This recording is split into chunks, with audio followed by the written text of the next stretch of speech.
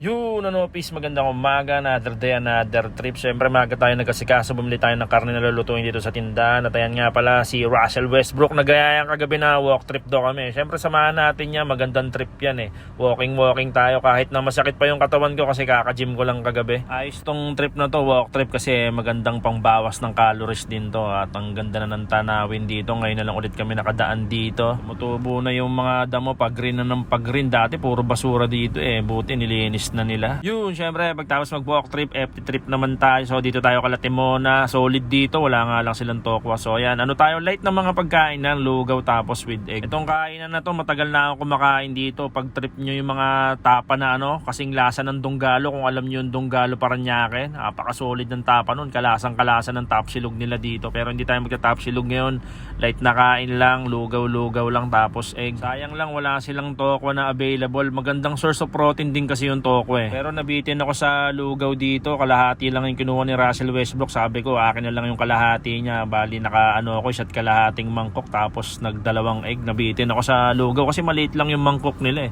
Yun, nakauwi na tayo. Bumili na rin tayo syempre ng ulamin ng tanghali tsaka almusalin nila. Hindi ako magluluto ngayon, gawa ng aga ng pasok ni Riven ngayon, Biyernes ngayon.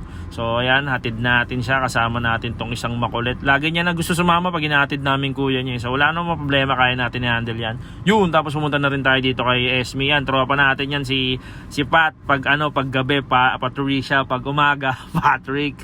So ayan, i-recommend ko kay Esme yan. Lagi na siya nagpapagupit dyan. So ayan na yung trusted na nagugupit sa kanya. Wala nang iba. Ganun talaga, di ba? Kapag nagtiwala ka sa isang tao na, di ba, gumagawa ng magandang trabaho, talagang babalikan mo. Yung service talaga yung binabayaran doon. Ito si Pat, nakilala namin to, gawa ng yung salon nila dati, katapat nung dati namin pwesto. Kaya matagal-tagal na rin natin kilala yan. Ropa na natin yan, alright. Yung makalipas ang ilang oras, pagsundo namin kay Riven, rekta na kami dito sa SM. Gawa ng magpa-family day kami ngayon, gawa ng tuwing weekends. Pansin ko puro na kami, puro trabaho. So madalas tuwing weekend talagang lagi kami may event, kaya hindi na kami nakakapag-banding. Kaya sabi ko, tara, labas tayo, igala natin yung mga bata, ikidsunan natin sila para sila, malibang-libang, di ba? Iba yung paglalaro namin sa bahay, tsaka yung syempre yung nakakalabas-labas sila, di ba? Nakaka-socialize din sila sa iba, so ibang bagay din yun. Kaya mas maganda talaga ginagala rin natin sila. Kaya tuwa na naman yung dalawang makulit